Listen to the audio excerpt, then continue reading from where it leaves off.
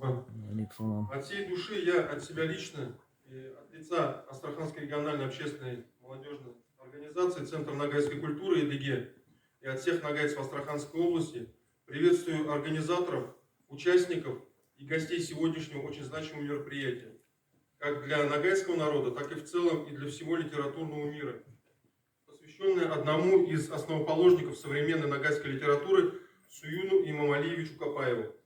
Поздравляю от всей души с 95-летием со дня рождения поэта и прозаика. Бессмертие народа в его языке и культуре. Вся жизнь и деятельность Суюна Имамалиевича – это образец мужества, таланта и любви к своему народу. Нравственные устои нагайцев он выразил в романах, повестях, сборниках стихотворений и во многих очерках.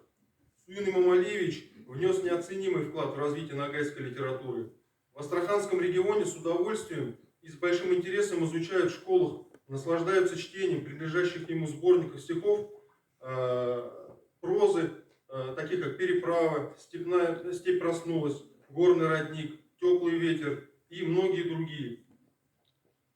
Его сегодня нет с нами, но в нашей памяти его дела, его творения, его достойное имя, имя писателя, творца и великого гуманиста.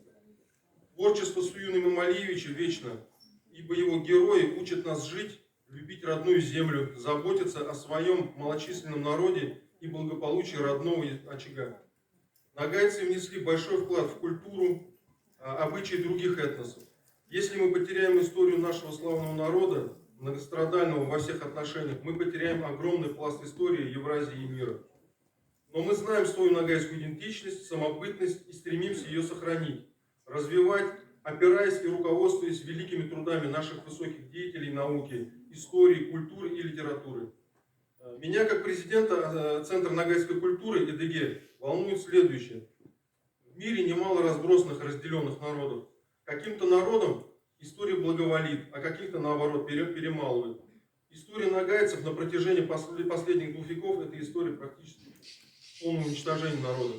Нагайцы оказались предоставлены самим себе, один на один против многочисленных вызовов современности.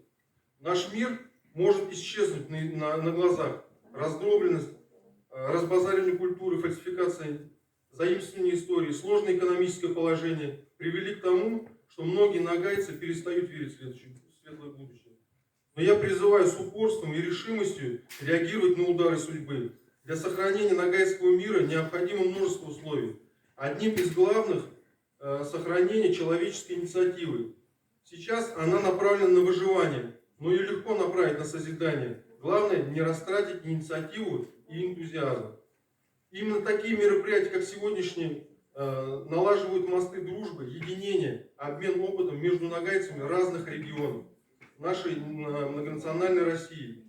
Еще раз огромное спасибо за приглашение и за внимание.